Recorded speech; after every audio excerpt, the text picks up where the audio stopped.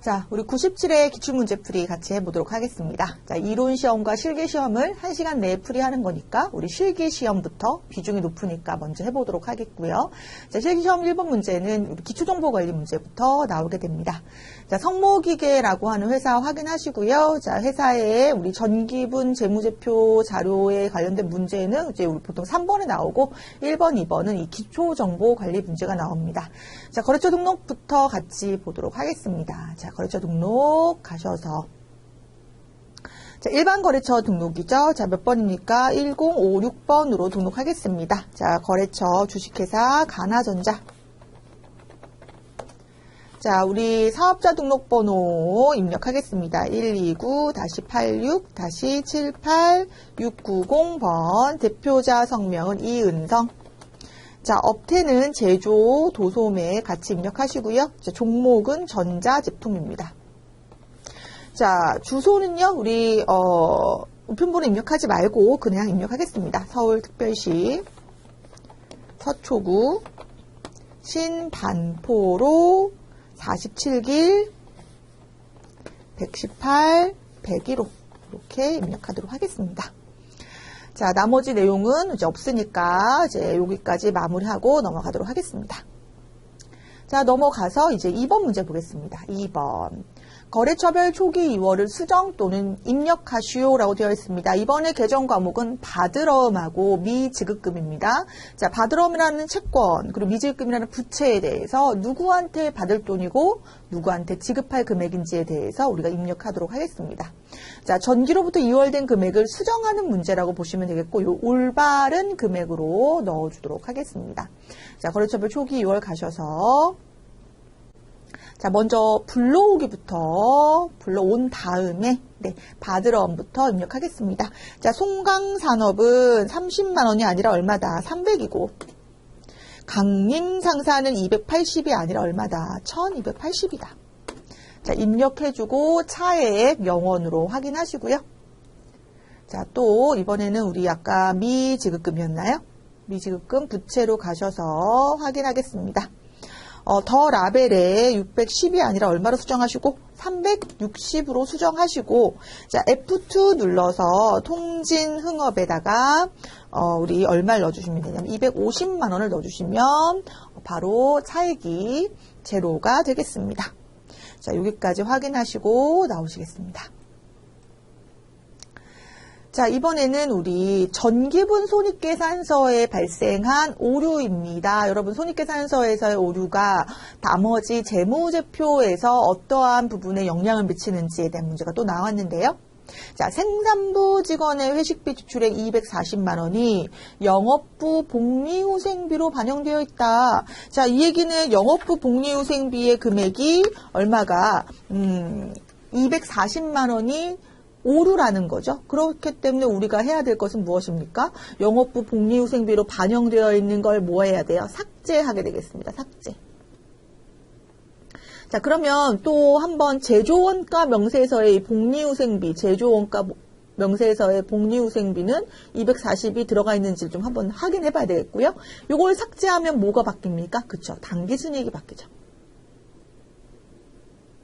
자, 먼저 요 복리후생비 계정의 수정부터 한번 하고 다시 한번 보도록 하겠습니다. 240만 원. 먼저 제조원가 한번 가볼까요? 전기분 원가 명세서 가셔서 자, 지금 보시면 여기에 복리후생비 590만 원이 들어가 있는데 이 240만 원이 잘못 입력되어 있다는 겁니다. 그러니까 잘못 입력되지 않았다는 거죠. 그쵸? 그래서 이 590만 원을 얼마로 수정해야 되냐면 830만 원으로 더해줍니다. 그러니까 240을 더해서 830이 되게 만들어야 되겠죠? 자, 그런 다음에 바뀌는 요 단기 제품 제조 원가를 여러분들이 적어 두셔야 됩니다. 4억 3,940만 원. 왜냐하면 요게 어디에 반영되기 때문에 손익계산서의 매출원가에 반영되기 때문에 그래서 요 금액을 적어 두셨다가 나오셔서 손익계산서에 가셔서 자, 요 매출원가, 제품 매출원가에 대해서 단기제품 제조원가를 수정하겠습니다. 단기제품 제조원가를 437이 아니라 439400 더하기로 바꿔주시고 확인 누르시고 자, 그 다음에 우리 아까 우리 복리후생비가 제거해야 한다 그랬죠? 복리후생비 얼마 제거했나요? 240만 원 제거해야 되니까 이 980에서 240만 원을 제거한 얼마를 입력합니까? 740만 원을 입력합니다. 자, 그런 다음에 당기순이익은 변동이 있을까요? 없을까요? 변동이 없습니다.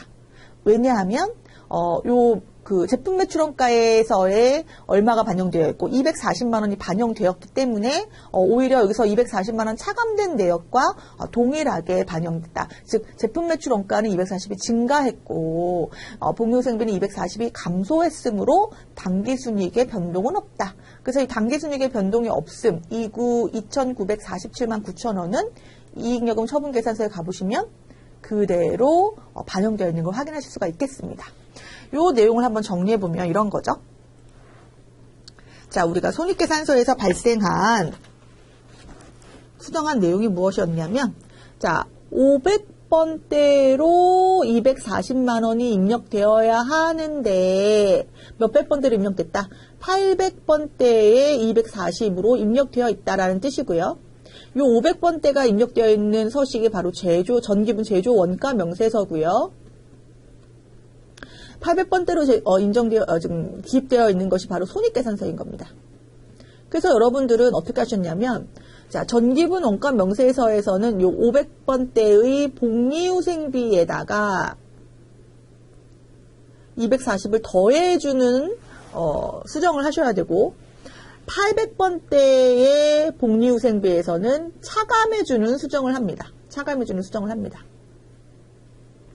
근데 여기서만 끝나면 안 되고, 이 제조원가 명세서에서의 복리후생비에 수정을 해줬더니 뭐가 바뀐다는 거죠? 당기, 제품, 제조, 원가가 원래 얼마였는데, 자, 금액 확인해 보십니다. 원래 금액에서 4억 3,700에서 4억 3,940으로 수정되는 걸 확인할 수가 있다는 겁니다.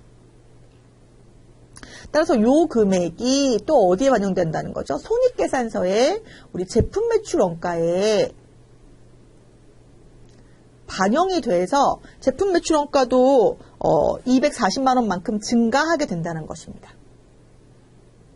따라서 손익계산서에 당기순이익엔 변동이 있다 없다? 없다. 왜냐하면 우리가 800번대 복리후생비는 차감 조정해줬는데 240을 지금 매출원가는 이 당기제품 제조원가의 수정으로 인해서 240이 증가했으므로 감소분과 증가분의 금액이 동일하니까 당기순이익의 변동은 없다. 그래서 우리가 여기서 수정해줄 재무제표는 전기분 원가 명세서와 전기분 손익계산서만 수정하면 되겠다라고 정리하시면 되겠습니다.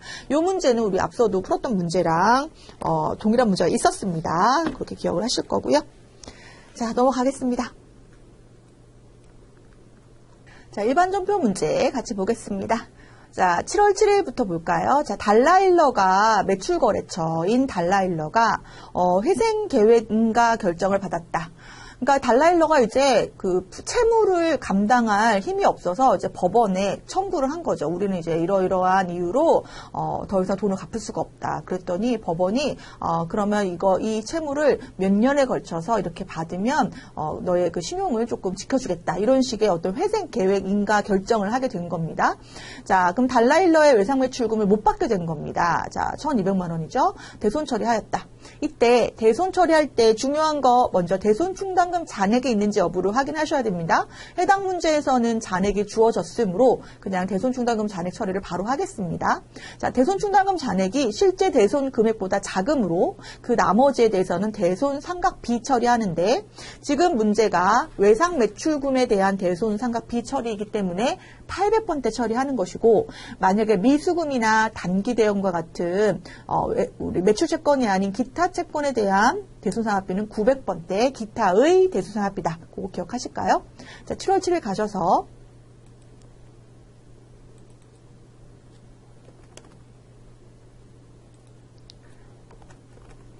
자, 대변의 외상 매출금 달라일라. 자, 금액이 얼마였냐면요. 1,200만 원. 그런데 여기에 대한 외상 대손 충당금이 얼마 설정되어 있다고 했나요? 109조 더하기 1번 500만 원 설정되어 있다고 했으므로 자, 모자른 금액에 대해서는 대손 상각비, 단기에 판매비, 관리비 처리합니다. 판매비, 관리비 처리하는 이유는 해당 채권이 매출 채권이기 때문이고 만약에 기타 채권이면 기타의 대손 상각비 처리, 영업 외 비용 처리하겠습니다. 자, 바로 넘어가겠습니다. 자, 7월 15일. 매출거래처인 희망기계의 외상매출금 650에 대해서 다음에 전자어음을 받았고 나머지 금액은 보통 예금으로 받았다. 지금 전자어음 금액 보시면요. 얼마입니까? 네, 500만 원입니다. 자, 그래서 650만 원 중에 500만 원은 어음으로 회수하였다라는 거고요. 자, 희망기계가 발행한 어음 받았습니다. 자, 그럼 입력해 볼까요? 7월 15일 가셔서 자, 대변에 우리 외상매출금 희망기계 얼마 회수했습니까? 650만 원. 이 중에 일부는 어음으로 받았습니다. 누가 발행한? 희망기계가 발행한 받을 어음 받았습니다. 얼마였습니까? 500만 원.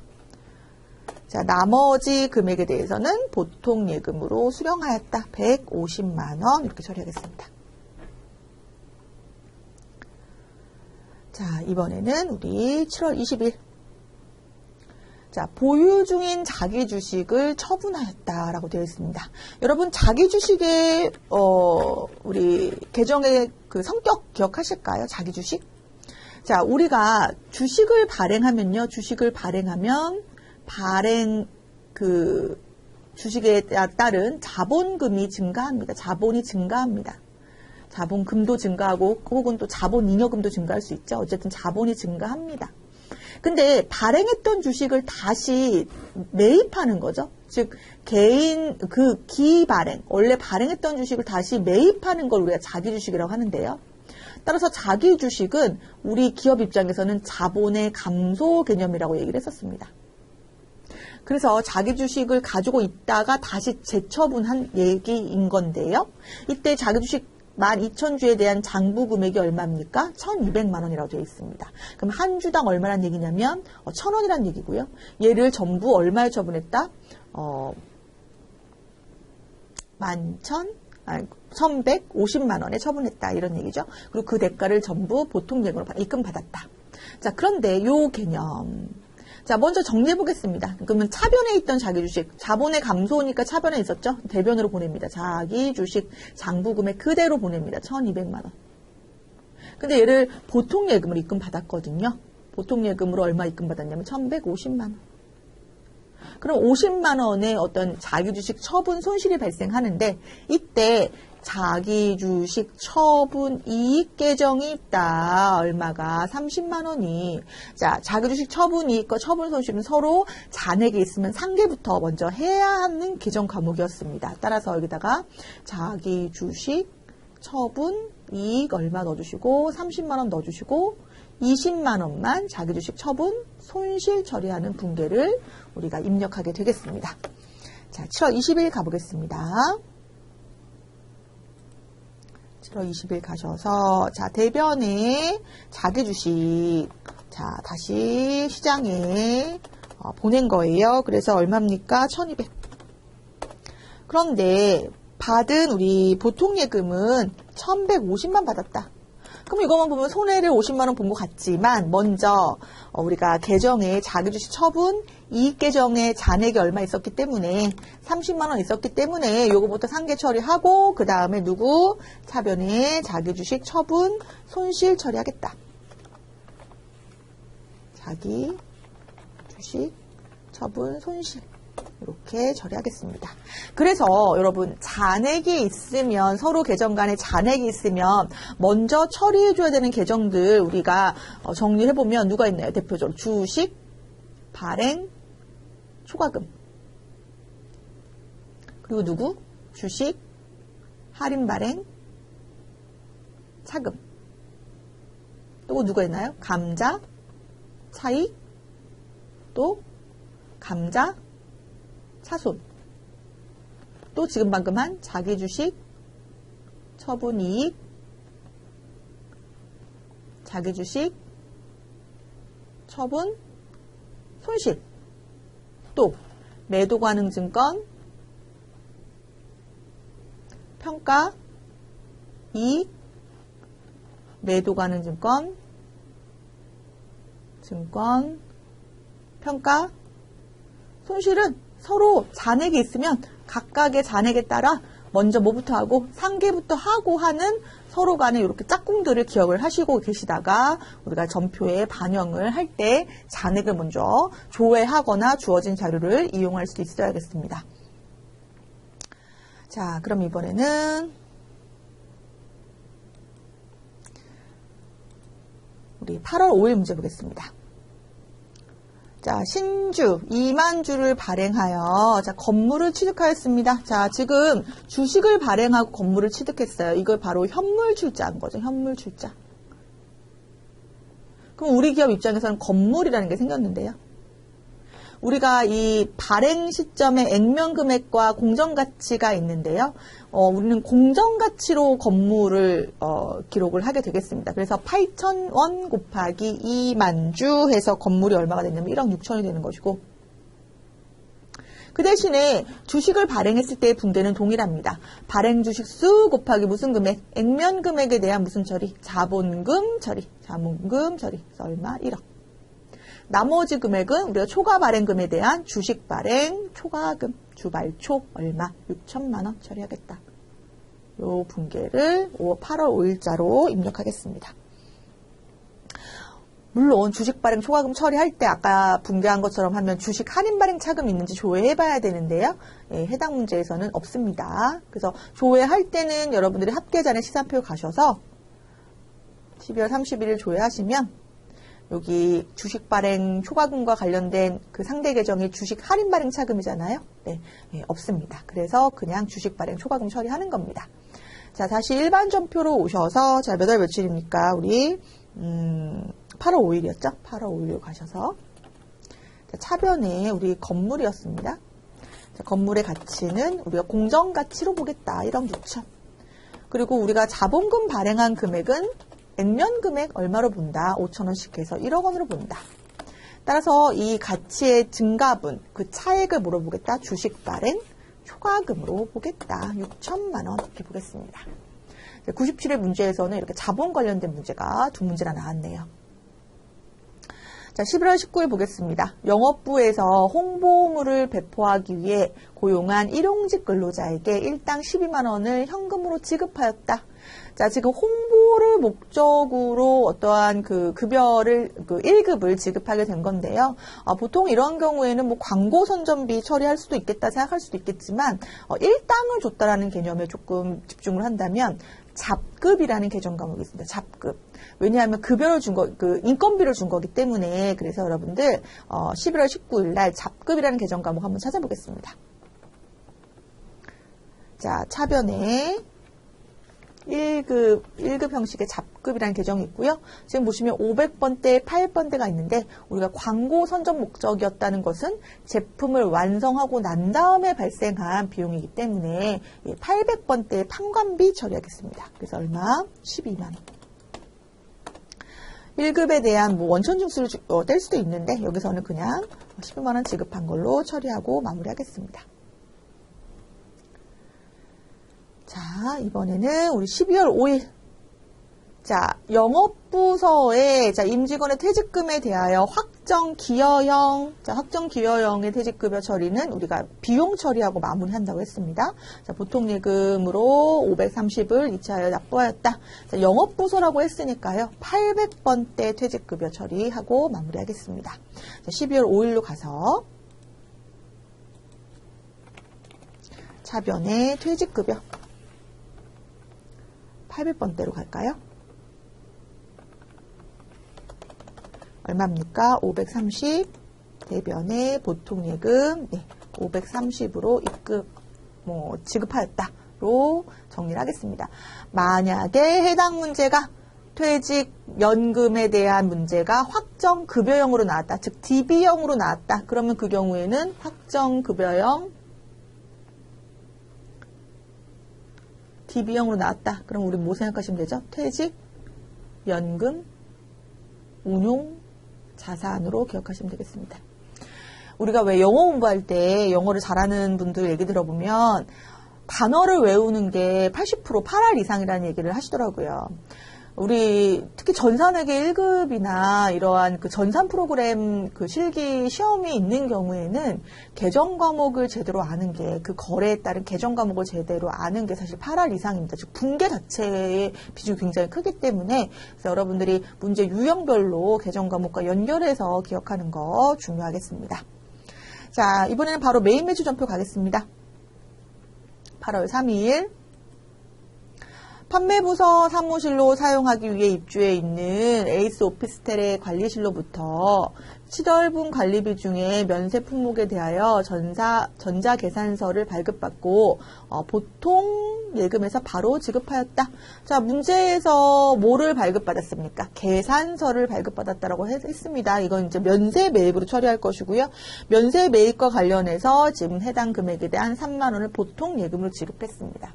자, 우리가 앞서도 한 번 나왔던 계정 과목인데요. 건물 관리비라는 계정 과목이 있습니다. 이 건물 관리비 계정 과목 몇백 번대? 800번대를 이용해서 우리 분계까지 같이 입력하도록 하겠습니다. 자, 8월 3일 가볼까요? 일반 전표가 나오고요. 일반 전표도 나와서 메인 매출 전표로 가보겠습니다. 메인 매출 전표 8월 3일. 자, 면세 매입이니까 면세 매입은 계산서다. 53번으로 가시고요. 자, 품목은 뭐 관리비, 건물 관리비. 자, 금액 아까 3만 원이었죠? 거래처는 에이스 오피스텔. 전자 계산서였고요. 자, 혼합으로 가겠습니다. 자, 가셔서 건물 관리비라고 한번 쳐보시면 관리비 너무 많이 뜨네요. 그럼 건물이라고 치겠습니다. 건물. 치시면 이 건물 관리비라는 계정이 있습니다. 그래서 확인 눌러주시고 대변에는 우리 보통 예금으로 지급하였다까지 기록하도록 하겠습니다. 그래서 유형을 선택할 때는 어떠한 증빙으로 유형을 선택할 수가 있겠고요. 그리고 밑에 있는 계정 과목에 대해서는 해당 거래와 가장 적절한 계정 과목으로 선택해서 입력하도록 하겠습니다. 자, 이번에는 8월 21일입니다. 새로운 기계로 교체하기 위하여 주식회사 한국자원에 기존에 사용하던 기계장치를 매각하면서 전자세금계산서를 발급하였다. 11번. 자, 대금은 전액 약속어음을 받았다. 그렇지만 우리 이거 무슨 처리할 겁니까? 미수금 처리할 겁니다. 왜냐하면 제품 판매와 관련된 거래가 아니기 때문에, 상거래가 아니기 때문에. 자, 이때 우리 또 한번 써볼까요? 여러분들 취득원가 분계는 기계장치를 감소하는 분계를 해줘야 된다. 제거, 장부 제거 8,000. 자, 기계장치에 대한 감가상각 누계액은 반대로 차변으로 7,700이 올 것이고 부가세 포함해서 220을 받기로 한 뭐가 되는 거죠? 미수금이 되는 거죠. 220. 이 중에 부가세가 얼마라는 겁니까? 부가세 수금이 얼마? 20만 원이라는 거죠. 이때 이 차액을 한번 비교해 보시죠. 이쪽에 8,020과 이쪽에 7,920을 비교했을 때 지금 차액이 차변에 발생하죠. 그럼 당연히 유형자산 처분 손실이다. 그래서 얼마? 100만 원이 유형자산 처분 손실이다. 요 분계를 하단에 꼭 우리가 잘 입력하도록 하겠습니다. 자, 그러면 우리 8월 21일 가볼까요? 자, 우리 매출 과세로 들어가시고요. 자, 기계장치입니다. 자, 금액은 200만 원. 자, 부가세 신고할 금액 220 넣어주시고요. 자, 거래처 한국자원. 자, 전자로 들어가서 혼합으로 들어간다는 겁니다. 자, 제품 매출 아니고요. 우리 기계장치 취득원가 그대로 넣어주겠습니다. 얼마? 8,000. 그리고 기계장치에 대한 감가상각 누계 207번이죠. 더하기 1번 해서 얼마 넣어주면 됩니까? 7,700 넣어주시고요. 자, 우리가 받아야 될 우리가 어음을 받았지만 우리 미수금 처리하기로 했습니다. 얼마? 220. 차액이 마이너스로 100만 원 발생했습니다. 어디에 입력한다? 차변에 입력한다. 그래서 유형자산 처분 손실이다. 얼마? 100만 원 이렇게 입력하겠습니다. 자, 요 문제 꼭 나오죠? 우리 비품이나 우리 기계장치 처분하는 문제 꼭 나옵니다. 유형자산 처분 문제. 자, 이번에는 우리 10월 5일 볼까요? 다음 자료를 보고 적절한 회계 처리를 하시오. 자, 수표가 모두 무슨 수표래요? 당좌 수표다라고 되어 있는데요. 자, 내용 볼까요? 자, 요것만 보고 보시면 세금계산서를 읽어보라는 거잖아요. 먼저 전자세금계산서 맞고요. 자, 지금은 성모기계가 우리 회사인데요. 공급받는 자로 되어 있습니다. 그럼 우리가 뭐 한 거죠? 매입한 거죠. 누구한테? 주식회사 무릉한테 매입한 겁니다. 뭐를? 원재료를 매입하고 이렇게 수량 단가 33,000원짜리 100개를 매입하면서 해당 금액에 대해서 우리가 지급할 의무가 생겼는데 지금 보시면 수표를 발행해서 지급한 요거는 바로 무슨 수표인 겁니까? 당좌 수표인 거고 나머지는 다 뭐예요? 외상 매입금이 되겠네요. 당좌 수표를 발행했다는 것은 우리가 당좌 예금 처리하겠다는 얘기입니다. 자, 100개에 대한 33,000원 우리 입력하도록 하겠습니다. 자, 이번엔 우리가 매입한 거라고 얘기했어요. 자, 매입과세로 입력하겠습니다. 자, 몇 월 며칠입니까? 10월 15일. 자, 매입과세 51번. 자, 원재료. 100개에 대한 33,000원. 그래서 330만원, 33만원 떴고요. 자, 무릉과 거래한 내용입니다. 전자세금계산서였고요. 자, 혼합으로 갑니다. 자, 원재료 매입한 거 맞고요. 대변에 당좌예금으로 우리가 발행한 수표가 100만원, 나머지는 외상으로 하였으니까 외상 매입금으로 처리하겠습니다. 얼마? 263만원. 자, 이번에는 11월 30일. 자, 주식회사 렌트로부터 11월 1일 임차 개시한 영업부 직원의 거래처 방문용 차량. 아유, 기네요. 결국은 뭐예요? 승용차를 리스한 거죠. 렌트한 겁니다. 임차료에 대해서 전자세금 계산서를 수취하였다라고 되어 있습니다. 빌린 거예요. 뭐를 빌렸어요? 자동차를 빌렸어요. 그런데 뭘 받았습니까? 전자세금 계산서 받았습니다. 해당 거래는 51번이니까 54번입니까? 예, 54번이죠. 왜냐하면 100일량 2000cc 승용차이기 때문에 비영업용 소형 승용차에 해당됩니다. 해당 거래에 대해서 우리가 얼마를 줘야 됩니까? 66만원 줘야 되는데요. 아직 안 줬어요. 언제 줄 거예요? 다음 달 10일날 줄 겁니다. 그래서 우리는 이걸 무슨 처리할 겁니까? 미지급금 처리하겠습니다. 자, 11월 30일 한번 가보겠습니다.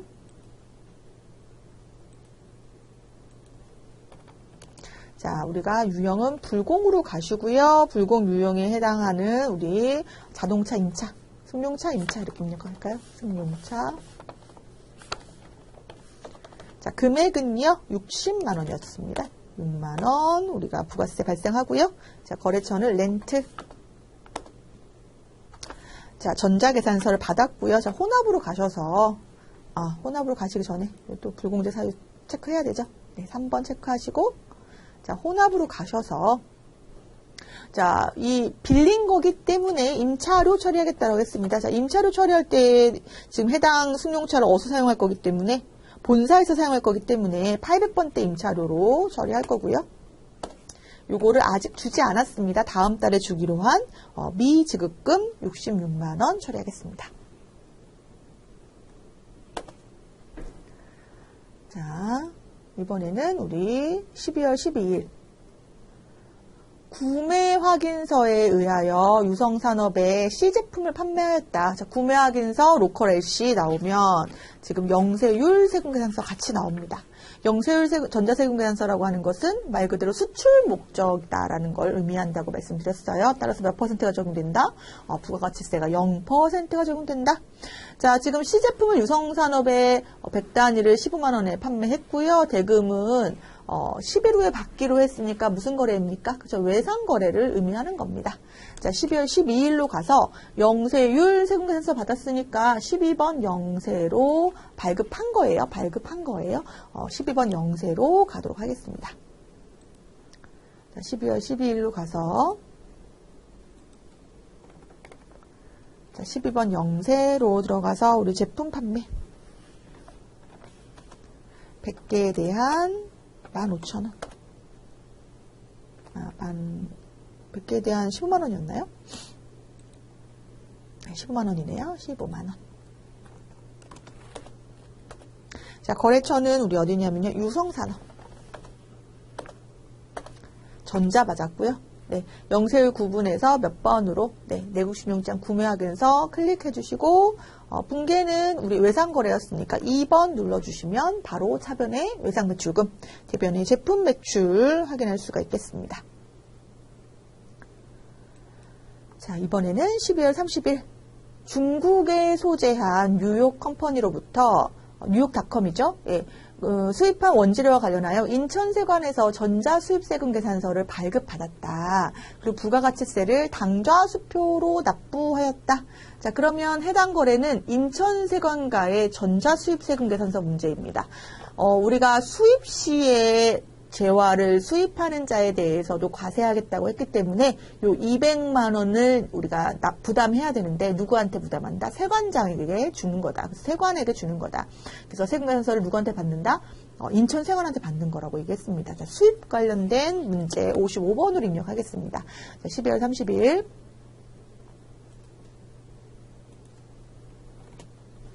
자, 지금 보시면 55번으로 수입 입력하겠습니다. 수입 55번. 자, 우리 원재료 입력하는 거죠?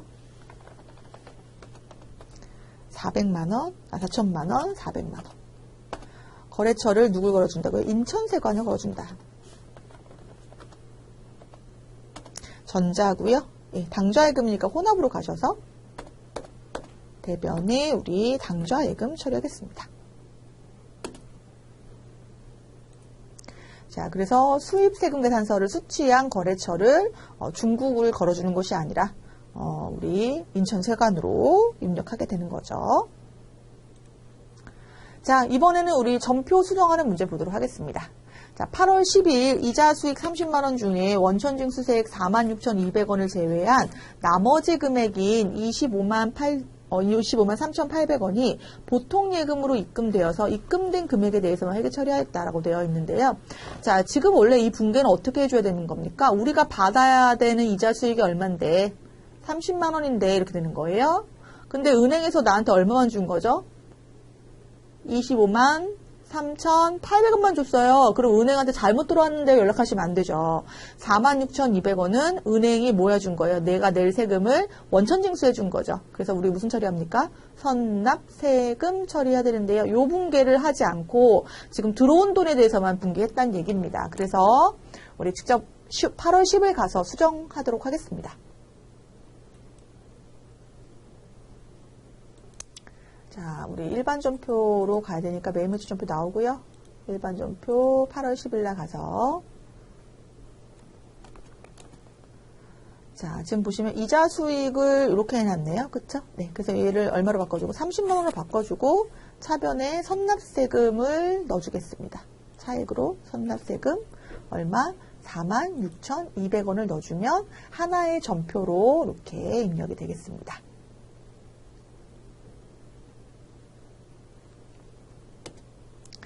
자, 우리 그 다음에 두 번째 전표 수정 문제 볼까요?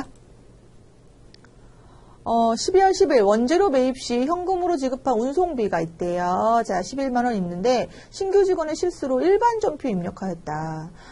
운송은 일양 택배가 하였고 별도의 전자 세금계산서 발급받았다. 그럼 일반 전표에 입력한 내용을 뭐 해야 돼요? 삭제해야겠죠? 삭제하고 전자 세금계산서 발급받았으니까 매입 매출 전표에 입력할 건데요. 몇 번으로? 51번으로 입력할 건데 이때 유의하셔야 될 것은 운송비에 대한 개념이 원재료 매입이라고 하는 자산 취득 시에 발생한 부대 비용이므로 이 금액에 대해서 우리가 원재료라고 하는 계정 과목으로 수정해줘야 된다는 것까지 기억하면서 입력하겠습니다. 자, 그럼 먼저 일반 전표 12월 10일을 삭제해주고요. 삭제해주고요. 삭제해주시고 어디로 가셔서 매입 매출 전표로 가겠습니다. 매입 매출 전표 가서 자, 우리 부가세를 그 전자세금계산서를 수취한 유형은 51번 과세로 가서 여기다가 원재료 매입 운반비라고 넣어주고요. 금액이 10만원, 만원 이렇게 되죠? 왜냐하면 부가세 포함이라고 아까 나왔던 것 같아요. 그렇죠? 네.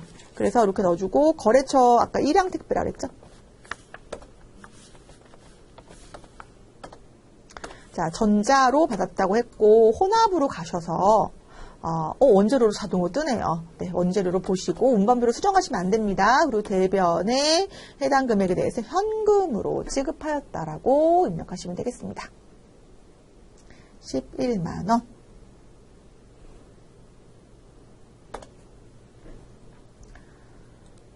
자, 이번엔 결산 문제 보겠습니다.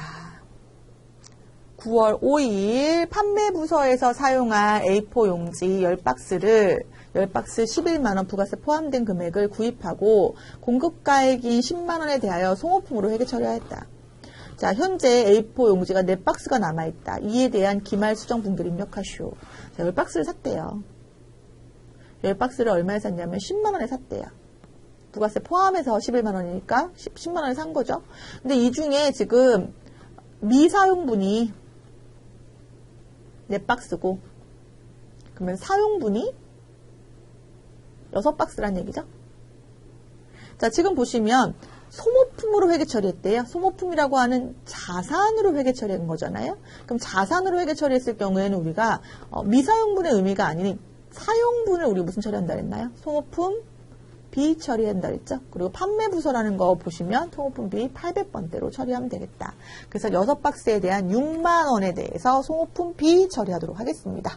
자, 몇 월 며칠자로 결산이니까 12월 31일자로 일반 전표 12월 31일자로 가겠습니다.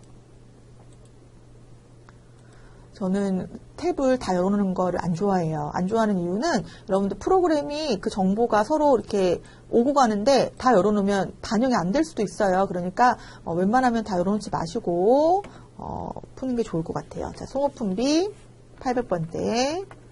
자, 미사용분에 대한 사용분에 대한 우리 6만 원 처리. 그리고 대변의 송호품 감소 처리 얼마 6만 원 이렇게 처리하시고요. 자, 그 다음에 2022년 5월 1일 공장 화재 보험료, 공장, 생산 이런 말 나오면 이제 500번대 코드 기억하실 거고요.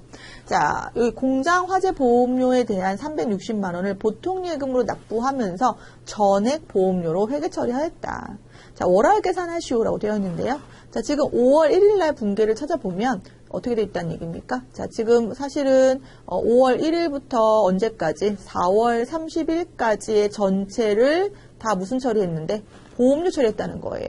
근데 그래서 보험료 얼마 처리했다는 거죠? 360만 원. 보통예금 360만 원 처리했다는 건데 이 중에 우리 몇 개월치에 대해서는 4개월치에 대해서는 단기보험료 처리하면 안 된다는 거죠. 왜냐하면 차기에 속하는 거니까. 따라서 이 부분에 대해서 우리 뭐 해주자? 12월 달에 수정해주자. 수정분기해주자. 그래서 360만 원에 대해서 매월 따지면 30만 원씩이잖아요. 그렇죠? 그러면 4개월치니까 120만 원은 올해의 보험료가 아니다. 그래서 보험료를 감소시키는 분계를 해줍니다. 보험료, 올해 보험료 120만 원, 4개월치는 올해 보험료 아니다. 그럼 뭐냐? 지금 시점에서 내가 미리 지급한 보험료 선급 비용이다. 선급 비용은 단기 시점에 뭐가 된다? 자산이 된다라고 우리 12월 31일 날 입력하겠습니다. 자, 우리 12월 31일 차변에 선급 비용 120만 원, 대변에 보험료인데 공장 보험료니까 500번대 보험료 120만 원 이렇게 넣어주겠습니다. 자, 이번엔 3번. 기중에 현금 시재가 부족하여 현금가 부족으로 계상하였던 차변금액 2만 원에 대해서 그 원인을 알 수가 없다. 자, 지금 차변의 금액이 양의 수로 있으면 우리가 잡손실이라고 했어요. 음의 수로 있으면 우리가 잡이익이라고 했거든요. 한번 우리 학교 전에 시간표에도 그렇게 나와 있는지 한번 보도록 할까요? 자, 12월 31일 가서 현금과 부족 계정 보니까 그러네요. 예, 지금 부족한 거죠. 여기 음의 수로 있으면 이익이고 이렇게 양의 수로 있으면 부족한 거라 그랬어요. 그래서 양의 수로 있을 때 우리가 현금과 부족을 대변으로 보내면서 우리가 잡손실 처리하도록 하겠습니다. 2만 원에 대해서 잡손실 처리하겠다. 자, 대변으로 현금과 부족 잔액 보내고요. 현금 과부족 2만 원 차변에 잡손실 처리합니다. 얼마? 2만 원 이렇게 처리하겠습니다. 자, 지금 문제에서는 우리 그 수동 결산이라고 하는 일반 전표에 직접 결산하는 문제만 나왔는데요. 사실 예전에는 이렇게 나왔을 경우에 반드시 결산자료 입력에 가셔서 1월부터 12월 조회하시고 또 뭐도 해줘야지. 내가 입력한 금액이 없다고 하더라도 전표 추가를 해줘야지 결국 매출원가가 계산되는 거잖아요. 그렇죠? 그래서 요거까지 해주는 게 맞습니다. 예, 그 전표 추가는 무조건 해준다. 결산자료 입력에서. 자, 이번엔 장부조회 보겠습니다. 장부조회. 자, 1번. 2022년 4월부터 6월에 대한 1기 확정 신고 기간에 대해서 납부할 부가가치세는 얼마인가 라고 되어 있는데요. 자, 단 2022년 제1기 예정 신고 기간 1월부터 3월에 예정 신고에 대한 미환급세액이 있대요. 이게 무슨 얘기입니까?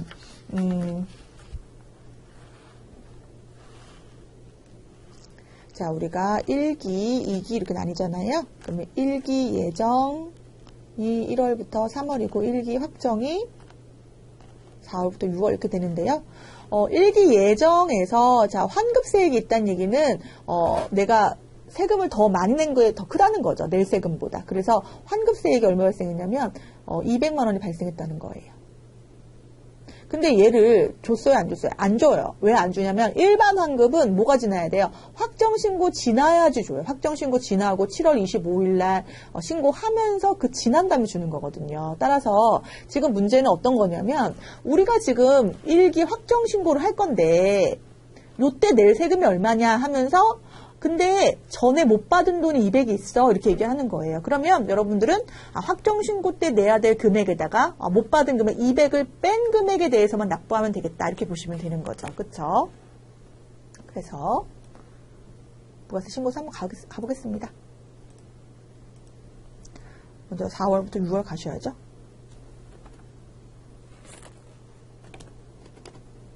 자, 납부세액은 여기 다에 있는 437만 7,100원이고요. 우리가 답은 그러면 납부할 세액은 437만 7,100원입니다 라고 쓰시면 안 되고 여기다가 200은 차감해서 납부하면 됩니다. 그러니까 이럴까봐 안 준 거예요. 원래 이렇게 얘기 되는 거죠. 200만 원 주세요 했더니 돌려주세요 했더니 어차피 1기가 안 끝났으니까 1기 신고 때까지 기다려보세요 라고 얘기하는 거거든요. 그래서 237만 7,100원을 납부할 예정이다 라고 납부한다 라고 기록을 해놓겠습니다. 자, 그리고 우리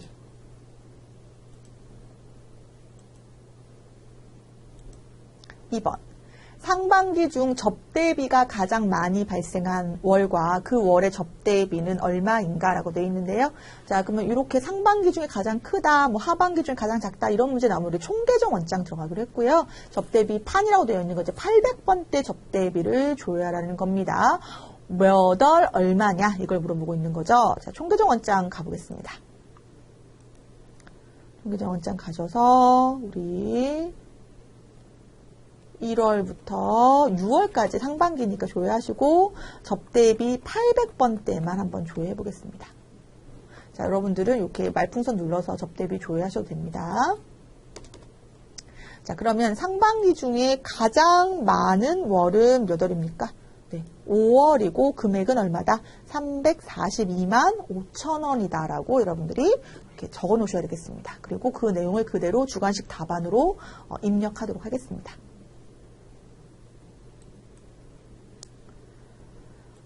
자, 이번에는 3번.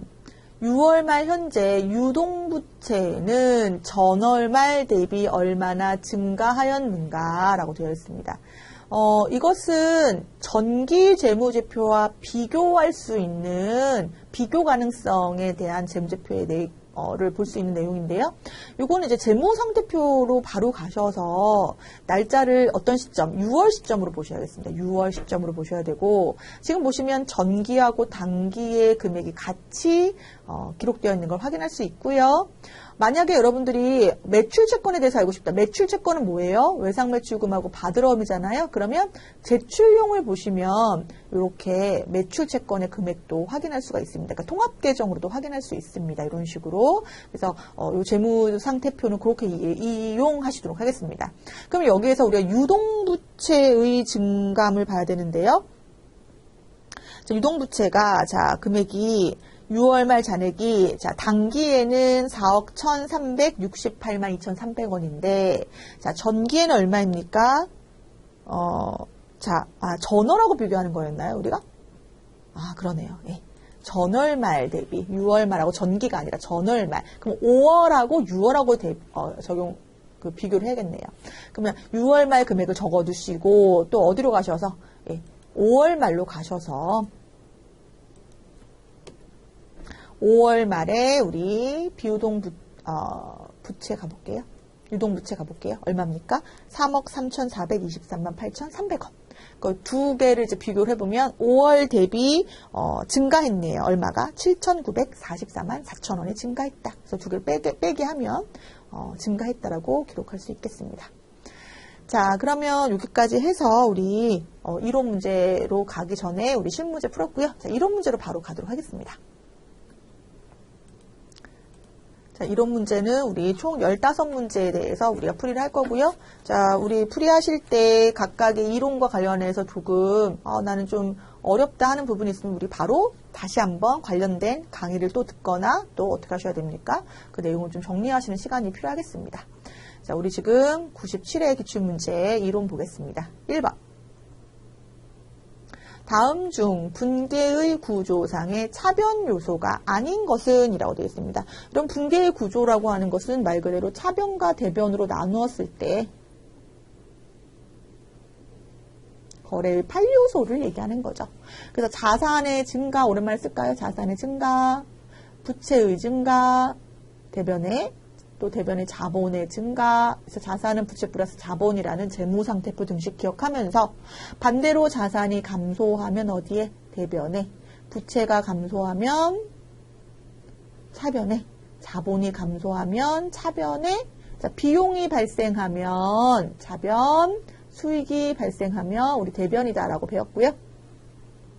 문제에서 차변 요소가 아닌 것 물어보고 있으니까요. 차변 요소가 아닌 것은 우리 뭡니까? 자본의 감소, 자산의 감소네요. 그래서 답은 2번입니다. 자산의 감소는 무슨 요소이다? 대변 요소이다. 이렇게 보겠습니다.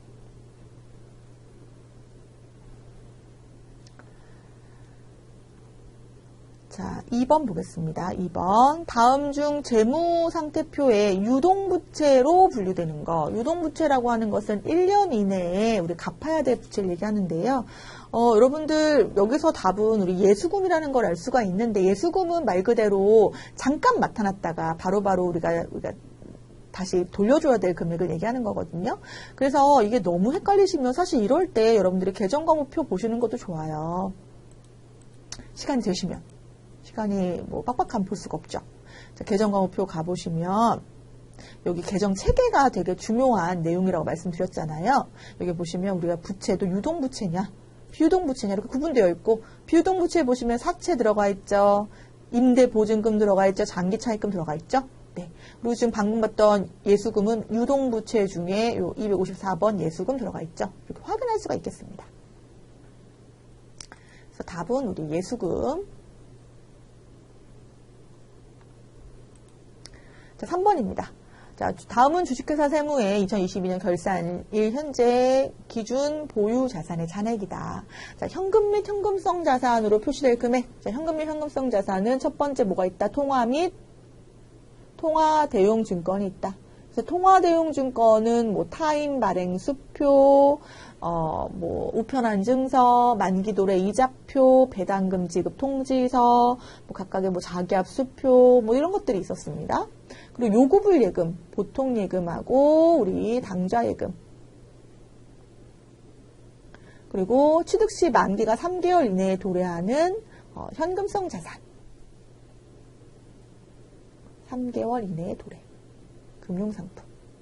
요 세 가지를 합쳐서 우리 뭐라고 한다? 현금 및 현금성 자산이라고 한다고 했습니다. 따라서 현금 및 현금성 자산으로 표시될 것은 통화. 매출채권 아니고요. 단기 금융상품은 보신 금융상품인데 취득일로부터 만기가 3개월 이내라고 되어 있습니다. 포함.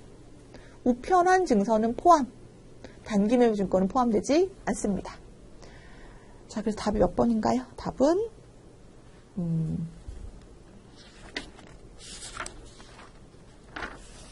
답을 체크를 하면서 가야 되니까.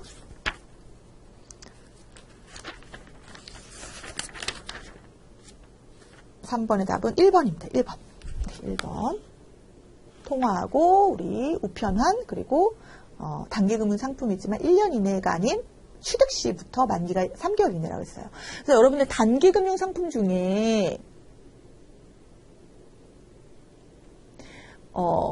결산일 기준으로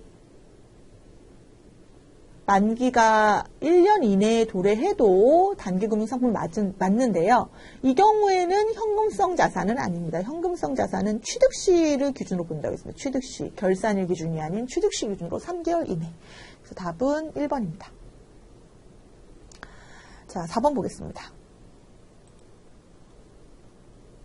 다음 자료를 정률법으로 감가상각할 경우, 자, 정률법으로 감가상각할 경우라고 되어 있습니다. 자, 정률법은 감가상각비를 계산하는 방법 중에 어떤 방법이었습니까? 자, 취득원가에 대해서 감가상각 누계액이 있으면 이걸 뭐한 방법으로 차감한 그 금액에다가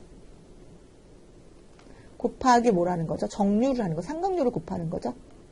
이게 바로 정률법의 계산 방법이었는데요. 1차 연도라고 되어 있습니다. 1차 연도. 그럼 1차 연도에는 1차 취득원가가 얼마입니까? 375만원인데요. 1차 연도에 375만원에는 감가상각 누계액이 1차 연도 취득 시점은 없으니까 그냥 곱하기 상각률 0.451 하도록 하겠습니다. 그래서 답이 얼마가 됩니까? 169만 1250원이 됩니다. 그래서 답이 1번인데요. 보통은 정률법 문제가 이렇게 1차로 나오면 땡큐죠. 쉬워요. 근데 이제 2차로 나오는 경우가 제일 많습니다. 사실은. 문제가 만약 2차로 나왔다? 그럼 2차를 계산하셔야죠. 2차를 계산할 때는 자 375만원은 그대로, 취득원가는 그대로 갑니다. 하지만 전기에 발생했던 감가상각비에 대한 감가상각 누계액을 고려해서 즉 169만 1250원을 차감한 금액에다가 상각률 0.451을 곱한다. 그래서 계산되는 금액이 있으면 3차 시에는 누계액이니까 요 금액과 요 금액을 합한 감가상각 누계액이 375만원에서 차감돼서 그 금액에다가 곱하기 0.451을 하게 되는 거겠죠. 그래서 보통 2차 시 문제가 가장 많이 나온다고 보시면 되겠습니다. 요 금액에 대한 차감이 이루어져야 된다. 자, 이번에는 5번 가겠습니다. 다음 중 무형자산에 해당하지 않는 것을 모두 골라라. 무형자산은 우리 형태가 없는 사용목적의 기업에서 보유하고 있는 장기간 사용목적의 자산을 무형자산이라고 하죠. 자, 모두 골라볼까요? 자, 특허권. 자, 우리 저작권. 해당하지 않는 거 고르는 거거든요. 그럼 해당하지 않는 거 골라볼게요. 전세권이 D로 되어 있네요. 그렇죠? 네. 내부적으로 창출된 영업권. 전세권은 우리 나중에 뭐 할 수 있는 돈이에요? 돌려받을 수 있는 돈이잖아요. 그렇죠? 그래서 이건 비유동 자산이 되는 것이고 내부적으로 창출된 영업권. 영업권은 말 그대로 굿윌이라고 했어요. 굿윌. 이거는 잘 될 우리 그 기업의 어떠한 보이지 않는 자산의 가치를 인정해가지고 영업권으로서 그 금액을 더 주는 건데 이건 내부 창출을 인정하지 않는다고 했습니다. 그래서 답은 B하고 D가 되겠습니다. 3번. 자, 6번 볼까요? 6번. 다음 중 충당부채를 부채로 인식하기 위한 요건. 자, 옳지 않은 거 볼게요. 자, 과거 사건의 결과로 현재 의무가 존재한다. 이거 부채에 대한 설명 맞고요. 그 의무의 이행에 소요되는 금액을 신뢰성 있게 추정할 수 있어야지 그 금액이 완전 정확하진 않다고 하더라도 우리 퇴직급여 충당부채처럼 부채를 인식할 수 있다고 했고요. 우발부채는 충당부채에 포함되지 않습니다. 그래서 재무상태표로 인식하지 않고 주석에만 기재한다고 했습니다. 그래서 옳지 않은 것은 3번입니다.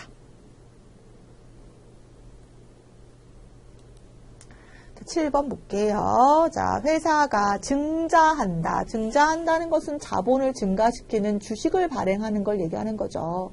자, 발행가액이 액면금액보다 초과한다. 이거 경우에 우리 주식 발행 초과금 개정이었던 거 기억하실까요? 주식 발행 초과금. 자, 주주와의 거래에서 잉여된 금액을 우리가 자본 잉여금이라고 한다. 답은 3번입니다.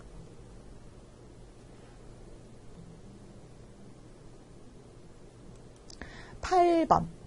자, 무릉의 재무 상태가 다음과 같을 때 기말 자산은 얼마인가? 자, 지금 시점을 한번 보는 게 중요할 것 같아요. 자, 기초 시점이 있고요. 자, 기말 시점이 있습니다. 기초 시점 있고 기말 시점이 있는데요. 자, 지금 여기에서 우리가 궁금한 것은 요 기말 시점의 자산이 궁금한데요. 이거 어떻게 푸나? 먼저 이거는 두 가지 관점으로 이제 보는 공식을 좀 알면 좋을 것 같아요. 우리가 총수익에서 총 비용을 빼도 그 해에 당기순이익을 구할 수 있고요. 이 당기순이익은 어디에 반영됩니까?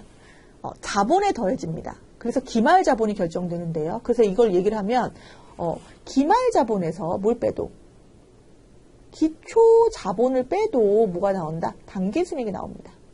즉 우리가 어떻게 배웠냐면 손익계산서에서 열심히 수익하고 비용을 계산을 해서 뭐가 나오면 여기 당기순이익이 나오면 당기순이익을 어디로 보낸다고 했나요? 그래서 자본 항목으로 보낸다고 했습니다. 재무상태표에 자본 항목으로 가는 거 자본. 즉 당기순이익이 증가하면 자본이 증가한다고 했거든요. 따라서 이 자본이 증가했다는 것은 뭘 얘기하는 거고 기말자본을 얘기하는 것이고 당기순이익이 반영되기 전에 기초자본을 빼주면 당연히 당기순이익 금액이 나오겠죠. 요 금액은 동일하겠죠. 요걸 고려하셔야겠습니다. 그래서 요 총수익에서 총비용을 빼면 당기순이익이 얼마가 나왔습니까? 6만 원이 나왔어요. 그런데 기초자본은 나와 있네요. 즉 기초자본이 16만 원이라고 되어 있으니까 이 6만 원이라는 당기순이익을 더하면 그게 무슨 자본이 될 것이고 기말자본이 될 것이고 기말자본은 22만 원이다라가 되겠네요. 22만 원. 따라서 기말자본 플러스 기말부채 하면 기말자산 나오겠네요. 그래서 67만 원이 답입니다. 8번의 답은 4번. 자, 이번에는 9번. 다음의 원가 분류 중에 추적 가능성에 따른 분류는 직접비와 간접비로 구분된다고 얘기했던 거 기억하실까요? 그래서 직접 재료비, 간접 재료비, 직접 노후비는 직접비냐 간접비냐로 구분한 거고요. 제조에 속했냐의 제조 경비가 바로 추적 가능성에 따른 분류가 아니라 원가 요소에 따른 3요소의 개념으로 보면 되겠습니다. 3요소. 자, 10번. 원가자료, 다음에 원가자료에서 기초원가, 가공원가, 또 당기 총제조원가의 금액의 순으로 올바르게 연결된 것을. 기초원가는 우리 기본원가라고도 하죠. 그래서 직접 재료비와 직접 노무비를 합산한 것을 우리가 기초원가라고 합니다. 그래서 직접 재료비가 얼마인지를 봐야 되는데 여기 40만 원 있고 직접 노무비가 25만 원 있네요. 그래서 65만 원이 바로 기초원가고요. 그래서 이건 답이 아니네요. 그럼 가공원가는 뭐냐? 가공원가는요. 직접 노무비하고 그리고 뭐가 합쳐져야 돼요? 제조 간접비가 합쳐진 게 바로 가공원가였어요. 그래서 직접 노무비 25만 원하고 자, 간접비를 찾아볼까요? 간접비는 간접재료비, 공장 전력비, 공장 건물 임차료 모두 포함합니다. 그래서 요 금액에 대한 20만 원, 25만 원에서 총 50만 원 되겠네요. 50만 원. 둘 다 50만 원 되겠네요. 그럼 단기 총제조원가는 얼마냐? 단기 총제조원가는 3총사죠. 직접 재료비, 직접 노무비, 또 제조, 간접비까지 모두 합한 거를 우리가 단기 총제조원가라고 합니다. 따라서 우리 50만 원에다가 40만 원 더하면 90만 원 되겠네요. 그렇죠? 네. 그래서 직접 재료비, 직접 노무비, 그리고 각각의 간접비 다 포함해서 90만 원 계산해서 답은 3번입니다.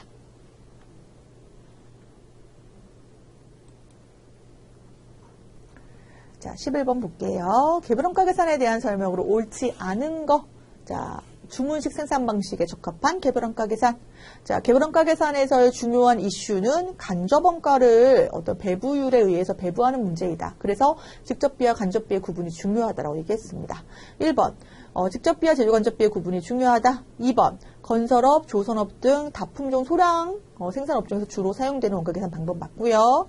자, 제품별로 원가 계산을 하게 되기 때문에 간접비를 합리적인 방법에 의해서 배부하는 것이 중요하다. 맞습니다. 옳지 않은 것은 4번이고요. 이 완성품 환산량의 개념이 나오는 거는 우리 뭐에서 배웠냐면 종합 원가 계산에서 배웠습니다.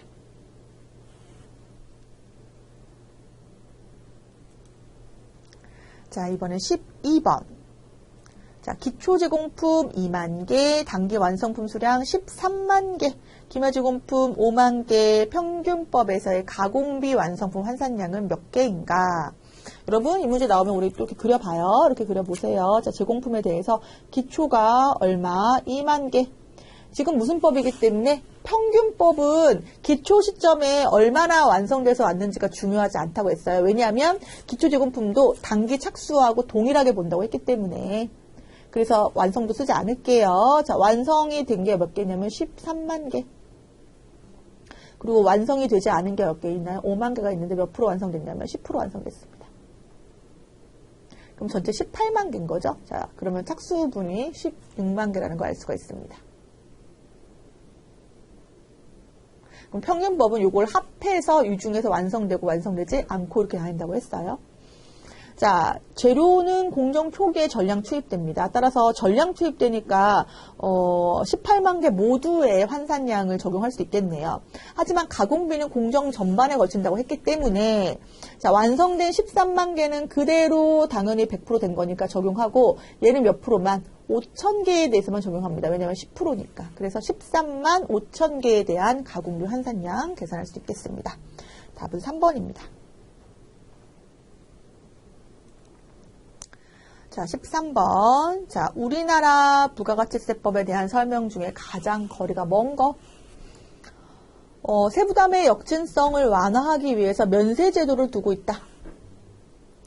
자, 소비주국 과세 원칙에 따라 수입하는 재화에 부가가치세가 과세되죠. 자, 사업자가 아닌 일시적으로 재화를 공급하는 경우, 부가세 납부 의무가 없다. 없어요. 그러니까 사업자의 경우에만 재화를 공급하는 경우, 용역을 공급하는 경우에는 사업자에 대해서. 다만 수입하는 경우에는 사업자가 아니어도 한 번만 하더라도 부가세를 납부할 의무가 있습니다.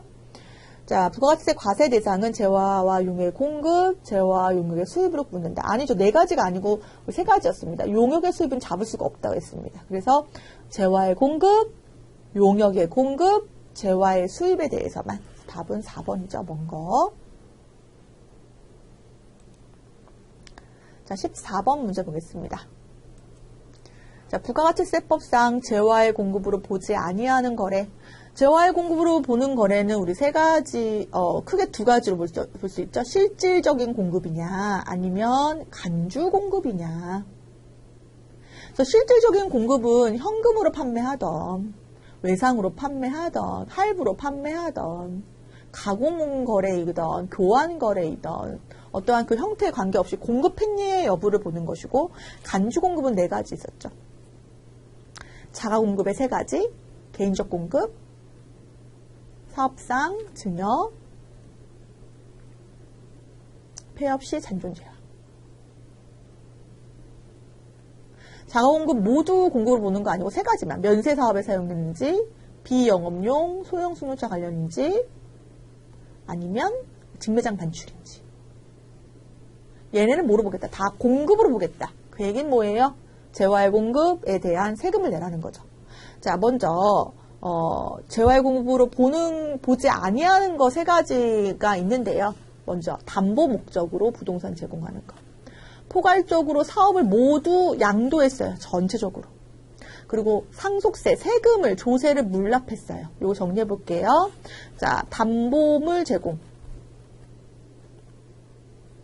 그리고 사업의 포괄적 양도. 그리고 조세를, 세금을 건물로 냈어요. 그렇죠? 조세 물락. 이 세 가지가 재화의 공급으로 본다면 세금도 내라는 얘기예요. 부가세도. 근데 여러분 보세요. 담보 제공하고 사업 자체를 다 넘겼어요. 그리고 세금을 어떤 부동산으로 내요. 그러면 이거까지 여러분들 그 과세 거래로 본다면 이거 좀 너무하잖아요. 그렇죠? 얘네는 과세 거래로 보지 않는다. 자, 폐업 없이 잔존 재화는 과세로 보죠. 매매 계약에 의한 재화 인도한 것도 과세로 봅니다. 그래서 A, B, E는 우리 과세를 보지 아니하는 거래입니다. 14번의 답은 몇 번? 3번입니다. 자, 다음 중 부가가치세법상 대손세액공제. 대손세액공제는 말 그대로 대손에 대해서, 즉 못 받게 된 돈에 대해서 그 안에 부가가치세가 있다면 이미 납부한 그 금액을 공제해달라고 다시 신청하는 걸 얘기하는데요. 우리 확정신고 때만 할 수 있다고 했습니다. 1번.